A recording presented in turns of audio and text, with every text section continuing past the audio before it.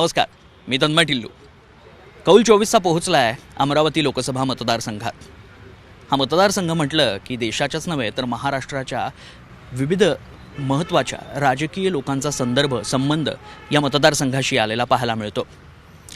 काँग्रेसचं पारडं कधी काळी इथे जड होतं. प्रतिभाताई पाटील यांच्या रूपानं काँग्रेसला 1991मध्ये इथं शेवटचा विजय मिळाल्याचं पाहायला मिळालं. त्यानंतर मात्र या मतदारसंघात बरीच गणितं समीकरणं जुळून येताना पाहायला मिळाली. यंदाही तेच घडतं आहे. काय नेमकी समीकरणं आहेत या मतदारसंघातली? सध्या काय घडतं आहे? भाजपनं रवी राणांना आणि नवनीत राणा या दाम्पत्याला तिकीट देऊ केलेलं आहे. नवनीत राणा या भाजपच्या तिकिटावरती इथे निवडणूक लढणार आहेत. त्यामुळे इथला सामना हा रंगतदार ठरण्याची शक्यता आहे. त्यामुळे कोणाच्या पारड्यात कौल जातो हे पाहणं इथं रंजक ठरणार आहे. बघूयात, थेट मैदानात उतरूयात, त्यांच्याचकडनं जाणून घेऊयात गेल्या 5 वर्षात नेमकं काय झालं आहे, खरंच विकास झाला आहे का, परिस्थिती काय या मतदारसंघाची जाणून घेऊयात. थेट सुरुवात करणार आहोत काँग्रेसपासून. काँग्रेसचं काय सध्या नियोजन काय आहे? महाविकास आघाडी म्हणून काय नियोजन आहे? महाविकास आघाडी म्हणून आमचे जे माननीय बळवंतभाऊ वानखडे यांना महाविकास आघाडीच्या इथून उमेदवारी देण्यात आली आहे. एक शेतकऱ्यांचा पोरगा म्हणून त्यांच्या इथे सगळ्यांची त्यांच्या इकडे ही नजरेने त्यांना पाहत आहे. धनशक्ती विरुद्ध ही जनशक्तीची लढाई आहे. याच्यात सर्वसामान्य जनशक्तीच हे जिंकेल असा याचा आम्हाला हे अभिमान आहे. बरं, नवनीत राणांना उमेदवारी जाहीर झालेली आहे. भाजपच्या तिकिटावर त्या लढणार आहेत. कशा पद्धतीत नियोजन आहे? नियोजन अगदी नियोजनबद्ध आहे. कारण मागल्या 5 वर्षामध्ये नवनीतजी राणा ह्या मोदीजींच्या सोबत होत्या.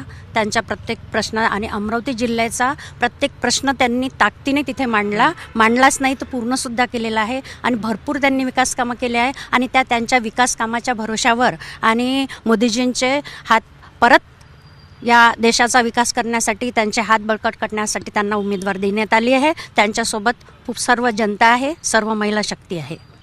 आज आम्ही कास्तकार आहोत.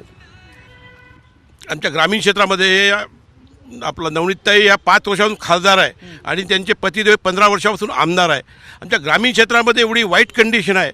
आमच्या इथे पांदण रस्ते नाही आहे, बंधारे नाही आहे, रोड अक्षरशः म्हणजे शाळेतला विद्यार्थी याला रोड नाही आहे. आणि आमच्या इथे वॅगन फॅक्टरी आहे. 12 वर्षापासून तिथे 42 कास्तकाराच्या जमिनी गेल्या. पण त्यांना त्यावेळेस कलेक्टरनी ऑर्डर दिली होती का प्रत्येक घरातला एक लोक लावण्यात येईल. आता त्याचं ओपनिंग झालं तर आमच्या मॅडम म्हणतात की त्यांना कॉन्ट्रॅक्ट बेसवर लावा. कारण कॉन्ट्रॅक्ट बेसवर त्यांना जो रेग्युलर करायला पाहिजे, आजपर्यंत रेग्युलर का नाही केलं यांनी, हा माझा यांच्यावर आरोप आहे. आणि बेरोजगारी एवढी आमच्या इथे इंडस्ट्री नाही आहे. एअरपोर्टचा मुद्दा होता. एअरपोर्टचे माझे फोटो याच्या पेपरला 75 करोड आणले, 65 करोड आणले, 50 करोड आणले. ते पैसा गेला कुठं? एअरपोर्टचा अजून ठाव ठिकाणा नाही आहे. सांगतात का 2 महिन्यात एअरपोर्ट होते, 1 महिन्यात एअरपोर्ट होतं. कुठे यांना विचारा ना एअरपोर्टचा पैसा गेला कुठे? तर नांदगाव पेठला MIDC आहे. तिथे लेबर वर्क म्हणूनच इथल्या युवकांना रोजगार मिळतो. आता आज एक मोठं उद्घाटन इथे पंतप्रधानांच्या हातून झालं आहे रेल्वे वॅगन कारखान्याचं. खासदारांच्या इकडून माहिती देण्यात आली की स्थानिक युवकांना 7,000 युवकांना इथे रोजगार मिळेल. म्हणजे शाश्वती कोण देणार?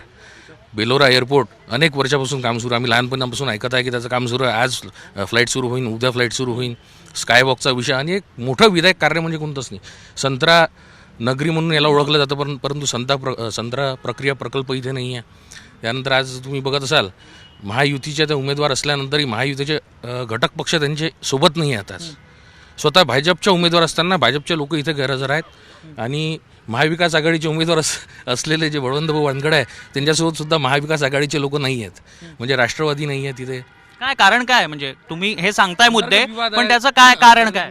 शिवसेना उबाटा गटाचे दिनेश उभोते त्यांनी उमेदवारी मागितली होती. तर शिवसेना उबाटा गट नाराज आहे. ते सोबत नाही आहे. आज तुम्ही बघू शकता आज त्यांच्यासोबत त्यांचे घटक पक्ष नाही आहे. यांच्यासोबतही यांचे घटक पक्ष महत्त्वाचे. ठीक आहे बोला. आता आमचे युवा स्वाभिमानचे मित्र जे बोलले की लोकांचे प्रश्न त्यांनी संसदेमध्ये मांडले. त्यांनी मोदींच्या स्तुतीच्या पलीकडे संसदेत कधीच तोंड उघडलं नाही.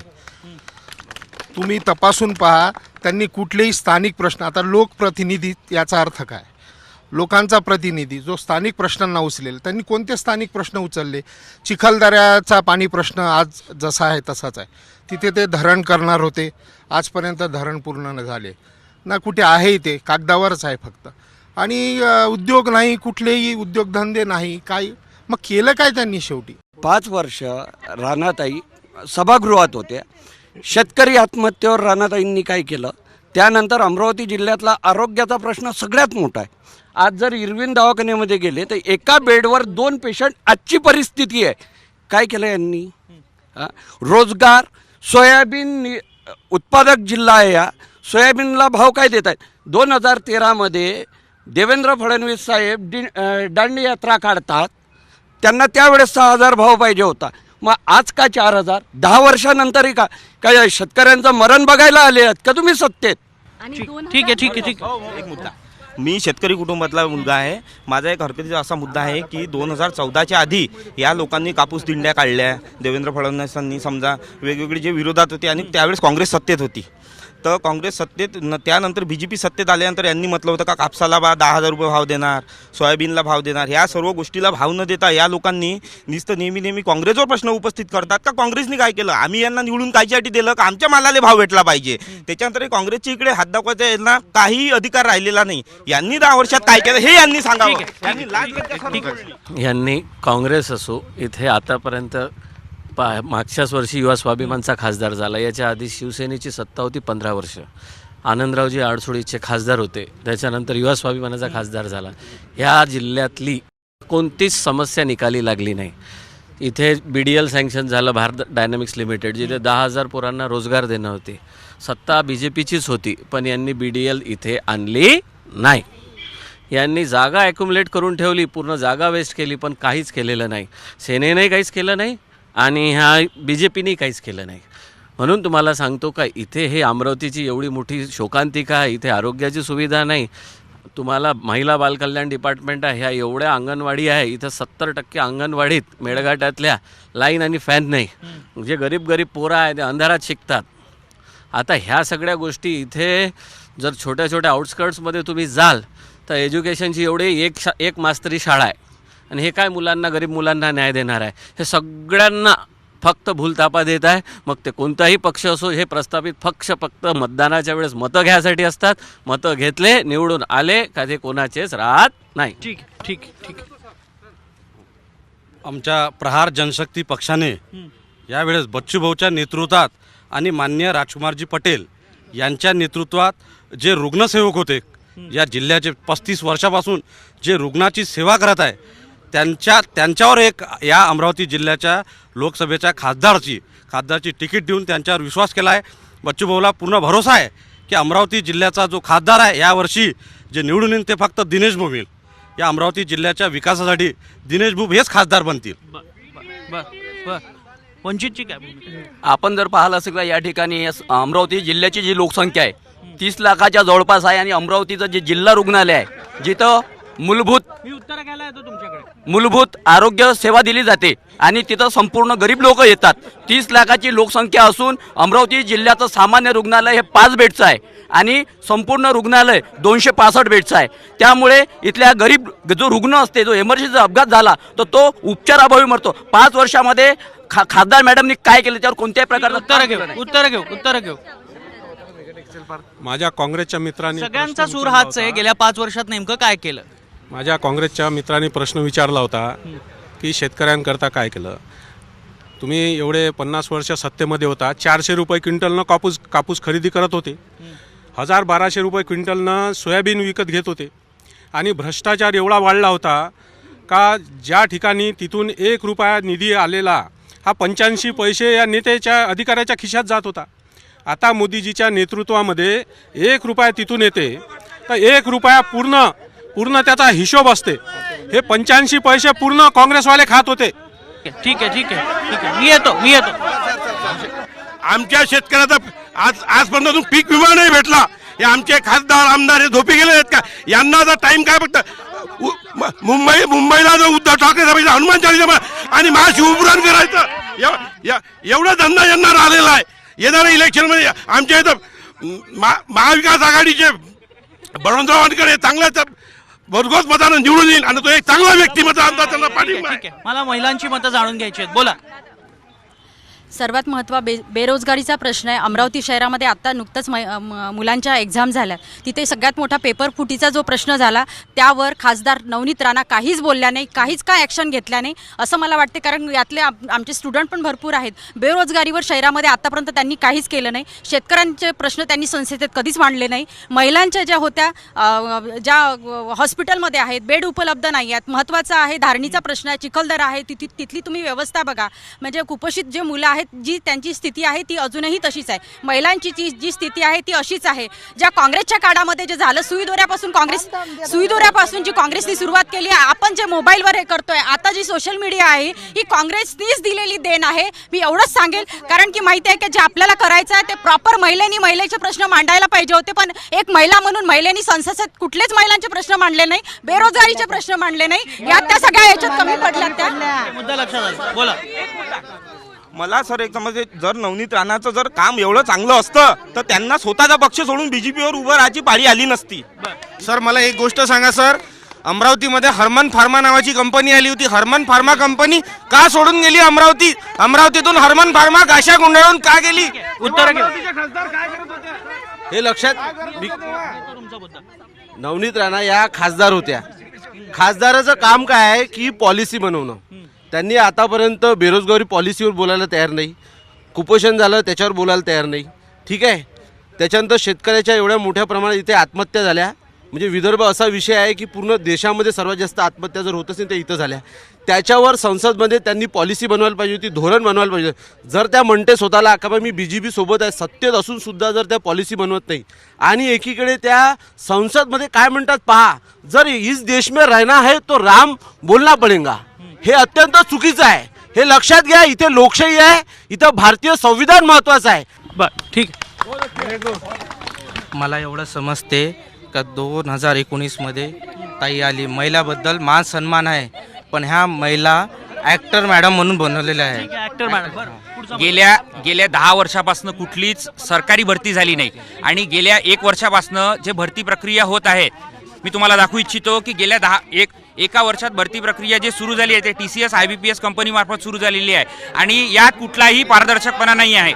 आणि याची 10 वर्षाआधी जे आम्ही एक्झामसाठी फी भरत होतो विद्यार्थी मित्र, त्याची फी 100 रुपये होती आणि याच्यानंतर 2019मध्ये ज्या परीक्षा झाल्या त्याची 350 होती आणि आता जे परीक्षा होत आहे त्याची फी 1000 रुपये झाली. सर आम्ही 1000 रुपये फी भरतो पण त्याच्यात पारदर्शकता दिसत नाही. डायरेक्ट असे उत्तरं लिहून येतात. आम्ही लायब्ररीत अभ्यास करतो.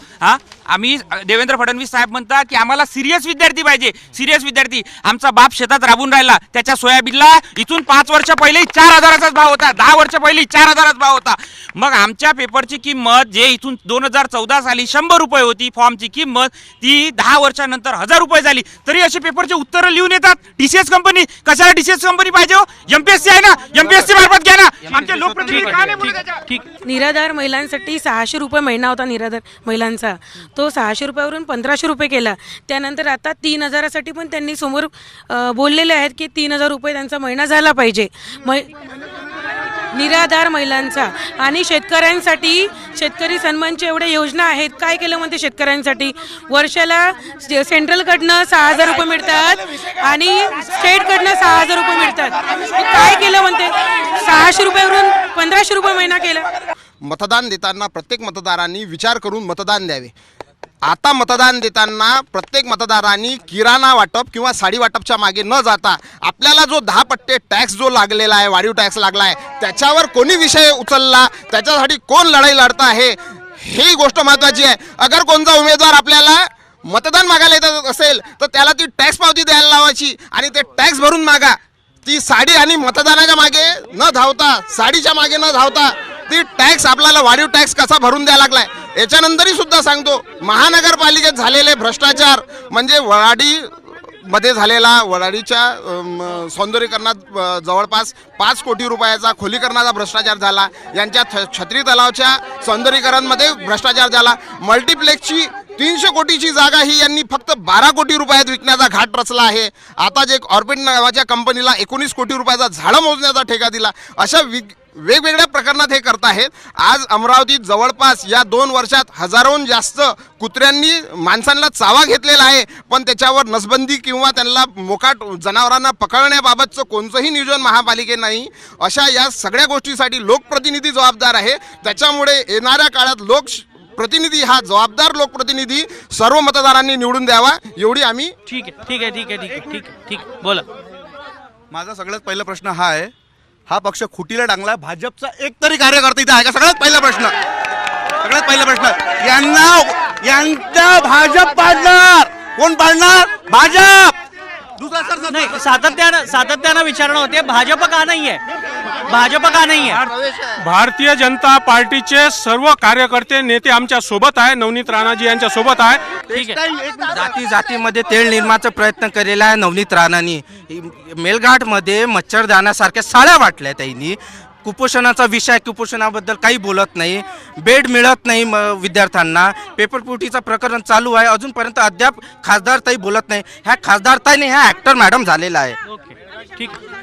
अमरावतीमध्ये सुपर स्पेशालिटी एक खूप मोठं हॉस्पिटल आहे, तिथे MRIची मशीन सँक्शन झालेली आहे, पण यांनी स्थानिक नेत्यांनी यांच्या स्वतःच्या नावासाठी, यांचा स्वतःचा फोटो चिपकासाठी यांनी मशीन आतापर्यंत इथं आलेली नाही आहे. त्यानंतर भाजपनी फक्त असं काम केलेलं आहे की लोक या एप्रिल महिन्याला एक एप्रिल फुल म्हणून असं म्हणतात, पण हे कमळाचं फुल जे आहे हे पूर्ण 5 वर्ष एप्रिल फुल मनवत आहे आम्हाला, पब्लिकला, जनतेला. सर बघा, आता अमरावतीमध्ये एवढे तरुण शिक्षण घेतात आणि इथे रोजगाराची कुठलीही संधी नाही. इथल्या विद्यार्थ्याला, इथल्या तरुणाला 10-15 हजार रुपयांसाठी मेट्रो सिटीमध्ये जावं लागतं, जिथे त्याचा तेवढा पैसा निभावा लागत नाही. मात्र इथल्या खासदारांनी, इथे मागे पेपरफुटीचा विषय झाला होता, त्याच्यानंतर इथले बेरोजगारी प्रश्न आहे, फक्त हनुमान चालीसा किंवा हिंदुत्वाच्या मुद्द्यावर जे राजकारण केलं, इथले तरुणांचे माथे भडकवण्याचे काम केले. मात्र तरुणांच्या हाताला काम मिळेल का याबद्दल संसदेत एकही प्रश्न उपस्थित केला नाही. तर अशा खासदारांना आज अमरावतीतले तरुण नक्कीच मतदान करणार नाहीत. जिले का विकास शून्य है. जो महिलाओं का प्रश्न तो यहाँ नहीं हुए, बेरोजगार, रोजगार, युवा पीढ़ी के प्रश्न नहीं है. सिर्फ हनुमान चालीसा, शिव पुराण, इसमें जो आर्थिक रूप से खर्च हो वही गरीब वर्गों को दिया जाता तो फायदा होता था. आज बेरोजगार बच्चे देखो कितने हैं. यांना एवढं हनुमान चालीसेवरती प्रेम आहे. आम्ही हिंदू आहे, आमचं हनुमान चालीसेवरती प्रेम आहे, पण यांना हनुमान चालीसा येते का? एखाद्या तरी मनाला लावा. ठीक आहे, तुम्ही रंग द्यायचा प्रयत्न करू नका. नवनीत राणांच्या कामाचा दावा करणारे त्यांच्या पक्षाच्या कार्यकर्त्यांना एकच प्रश्न आहे, जर त्यांचं एवढं काम असतं तर त्यांना साड्या वाटप आणि किराणा वाटपाची गरज राहिली नसती. हा सरळ म्हणजे जनतेला तुम्ही आमिष दाखवून तुम्ही हे करत आले आजपर्यंत, पण आजच्या पुढे हे इथे चालणार नाही. हे इथली सुज्ञ जनता दाखवून देईल त्यांना. एक थोडक्यात मुद्दा मांड. आज प्रत्येक बेरोजगार तरुण शिक्षणासाठी बाहेर अमरावती जिल्हा सोडून जात आहे. प्रत्येक बेरोजगारांना आज काम नाही. आज आमच्या मान्य खासदार यांनी अमरावती जिल्ह्याचा कुठल्याच बेरोजगार तरुणाचा प्रश्न मांडलेला असेल संसदेत. आमच्या मनात राम आहे आणि आज आमच्या हाताला काम नाही आहे. सर, महाराष्ट्रामध्ये उद्धव साहेब ठाकरे महाराष्ट्राचे मुख्यमंत्री असताना त्यांनी कर्जमाफी केली, पीक विमा मंजूर केला. आता या सरकारने पीक विमा मंजूर केला नाही, कर्जमाफी का केली नाही? 11,000 कोटीचा टेक्सटाईल पार्क रोजगाराच्या माध्यमातून नवनीतजी राणा यांनी इथे आणलेला आहे. नुसता ट्रेन आणलेले आहे. आता तो प्रोजेक्ट सुरू. प्रत्येक गावामध्ये त्यांनी पांदन रस्ते केलेले आहे. प्रत्येक गावामध्ये विकास आहे. प्रत्येक तालुक्यामध्ये काम. बर एक मिनिट. हा जो टेक्सटाईल पार्क आहे, हा जो टेक्सटाईल पार्क आहे, हा आहे कुठे? सगळ्यात एक मिनिट. हा सगळ्यात पहिला प्रश्न. सगळ्यात पहिला प्रश्न. दुसरा प्रश्न, जे अमरावती जिल्ह्यातील सगळ्यात जुने फिनली मिल आहे ती बंद पडलेली आहे. तिथे एकाने आत्महत्या केली. आत्महत्या केल्यानंतर माननीय बच्चूभाऊ कडू यांनी त्यांना आमदार निधीतून पैसे उपलब्ध करून देऊन चंद्रकांत पाटलासोबत सगळ्यांचे पगार काढले आणि ती टेक्सटाईल मिल अजूनही बंद आहे. म्हटलं फिनली मिल काय झालं? तलाठी भरती घोटाळा झाला, त्याचं काय झालं? त्याची चौकशी करणार का एसआयटी मार्फत? मला एवढं म्हणायचं आहे, इथे तरुण पिढी आहे, 2 कोटी रोजगार देणार होते मध्ये. हे तरुण खासदार रस्त्या 2019 पासून एक पर्यंत बोलले नाही. नवनीत राणांचा स्वाभिमान पक्ष आहे आणि त्यांनी 2019ला तो स्वाभिमान पक्ष विकला. त्याच्यामुळे त्यांना ठीक आहे. मुळात ना इथल्या सत्ताधाऱ्यांना सांगता येत आहे गेल्या 5 वर्षात नेमका काय विकास झालाय हेही ते सांगू शकलेले नाही आहेत. त्यामुळे भाजपच्या तिकिटावर नवनीत राणा यांना कौल मिळतो का आणि खरंच अमरावतीचा विकास घडतो का, येत्या 5 वर्षात नेमकं काय चित्र असणार हे यावरनं आपल्याला लक्षात येईलच.